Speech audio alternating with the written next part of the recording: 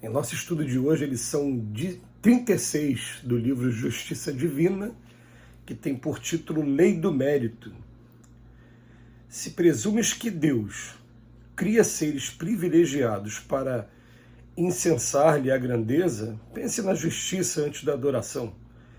Para isso, basta lembrar as circunstâncias constrangedoras em que desencarnaram quase todos os grandes vultos das ciências, das religiões e das artes, que marcaram as ideias do mundo nas linhas da emoção e da inteligência.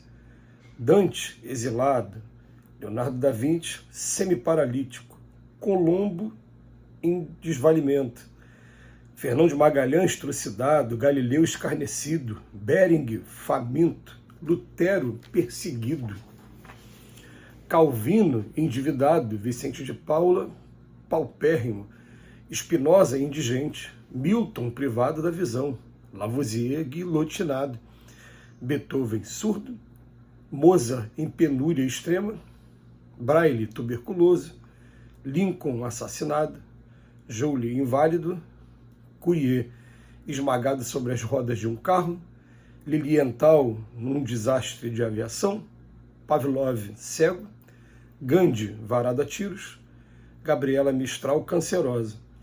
E se gênios da altura de Hugo, Pasteur, Edison e Einstein partiram da Terra menos dolorosamente, é forçoso reconhecer que passaram entre os homens também sofrendo e lutando junto à bigorna do trabalho constante.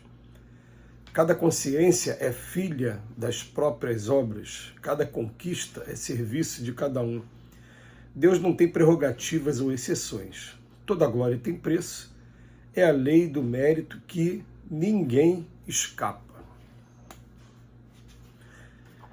Interessante que para hoje a gente consegue ter acesso a duas entrevistas que foram marcantes na história do espiritismo no Brasil ao médium Chico Xavier, na década de 70, num programa que à época era um programa que explorava mais assunto de política, mas que abriu a exceção para Chico Xavier, que é um programa que se chamava Pinga Fogo.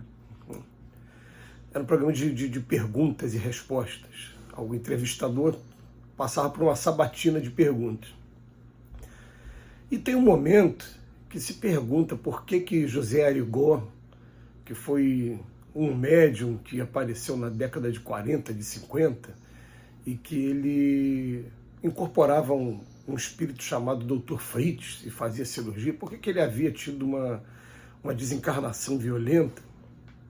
E aí Chico Xavier responde que o fato de você ser um médium não significa que você tenha qualquer privilégio com relação à lei de causa e efeito, com relação à lei até do karma, né? E que tudo que cada um deve passar, as pessoas passam mesmo. Claro, a gente vai parar para pensar assim, mas ele está sendo uma pessoa trabalhadora, é um cristão e vai passar por esse tipo de situação? Hoje Emmanuel teve o trabalho de mostrar vários personagens da história que, no momento de desencarnar, eles desencarnaram passando situações muito difíceis, mas a gente lembra que como é que foi também o martírio dos apóstolos de Cristo.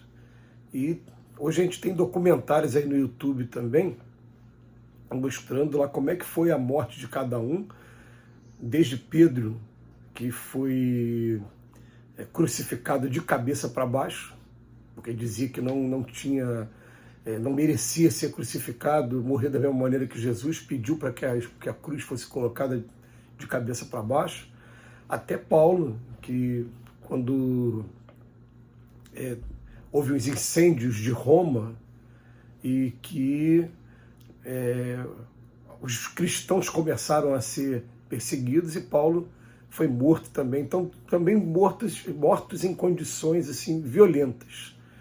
E vem mostrando para a gente aqui, na verdade, quem está aqui na Terra ou está em uma luta muito grande, ou se não desencarnou de maneira trágica. Ele até usa aqui Hugo, Pasteur, Edison e Einstein, dizendo que a partida desses personagens foram partidas menos dolorosas. Eu acrescento aqui o Emmanuel, em um dos livros, comentando a vida de Chico, Chico revela como foi que o Emmanuel chegou a desencarnação na última existência aqui na Terra. Ele fala que ele era um padre, e o padre Manuel da Nóbrega, padre que trabalhou com Anchieta aqui na terra do Brasil, evangelizando, catequizando os índios, e que ele se sentiu muito doente e que de repente ele se vê no leito do hospital, e o Emmanuel diz que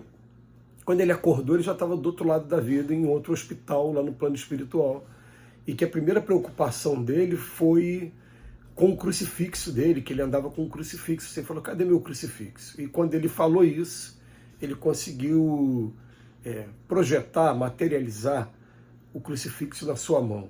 Qualquer detalhes aí de curiosidade, vamos ler o capítulo Laboratório do Mundo Invisível no Livro dos Médiuns. Vai falar essa capacidade que os espíritos têm de, com a mente, criar, às vezes, objetos que não necessariamente existem no plano espiritual. Eles estão projetando, criam, e o Emmanuel criou aquele crucifixo. Quer dizer, então mostra pra gente que a desencarnação do Emmanuel não foi uma desencarnação dolorosa. Na própria obra de André Luiz, a gente vai ter o André Luiz relatando como é que foi a desencarnação dele e aonde ele foi parar. Ele foi parar numa região umbralina e conta lá que ficou durante 8 anos naquela região. Mas na sequência dos 26 livros escritos por André Luiz, na qual apenas 13 é considerado como repórter do plano espiritual, metade, tem um livro chamado E a Vida Continua. E esse livro, E a Vida Continua, o personagem ele não passou por umbral nenhum. A mulher estava num hospital, acordou em outro hospital, e inclusive nem foi informada de imediato que havia desencarnado. Ela ficou durante um tempo ali achando que estava em tratamento, falou, por que é que me trocaram de hospital? Então, nem todos têm a mesma desencarnação, mas, na verdade, quem está aqui na Terra, ele passa por lutas muito grandes, e a gente vai ver qual é o texto. O título do texto de hoje é Lei do Mérito, e tudo de acordo com o mérito de cada um, mas tudo de acordo também com a lei de causa e efeito. É uma coisa que a gente estuda muito aqui na doutrina espírita, é a ligação muito grande que existe entre Elias e João Batista, da qual até Jesus mesmo chega num determinado versículo a afirmar, ele é mesmo o Elias que havia de vir, querendo dizer que Elias e João Batista são a mesma personalidade, é o mesmo espírito em 2 corpos diferentes. E não como alguns doutores aí estudiosos do evangelho de outras religiões que não aceitam a reencarnação pretendem dizer, está dizendo que Elias e João Batista têm a personalidade muito parecida. Na verdade, Jesus fala, ele é mesmo o Elias que havia de vir. E quando a gente vai estudar a história do profeta do Elias e os profetas do Baal, a gente vai ver que Elias ele degolou o pescoço de algumas pessoas. E o que acontece? Quando ele chega na encarnação como João Batista, vai ter aquele capítulo conhecido da Salomé, que na verdade pediu a cabeça de João Batista num prato também. Ele acabou desencarnando, tendo o seu pescoço degolado.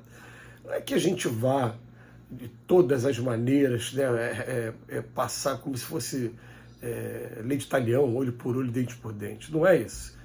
Através do próprio Chico a gente descobriu o seguinte, quando a previdência divina vem nos cobrar os juros das dívidas que a gente tem e encontra a gente trabalhando, ele vai perdoando os juros, vai deixando a coisa para frente. Então vamos colocar uma coisa na cabeça, enquanto a gente está trabalhando, a gente está amparado. Mas a lei de causa e efeito vai estar trazendo para cada um, dentro daquilo que cada um precisa como experiência, mas é como aprendizado, porque quando a gente passa por aquela situação e vê o quanto foi dolorosa, a gente vai solidificar aqui no espírito que daqui para frente eu não posso mais fazer isso com os outros, porque também dói muito. Então o objetivo é esse, mas a cada um de acordo com a lei do mérito. Então a gente termina com a frase de início: se presumes que Deus cria seres privilegiados para incensar-lhe a grandeza, pensa na justiça antes da adoração. Que Que Jesus nos abençoe hoje e sempre.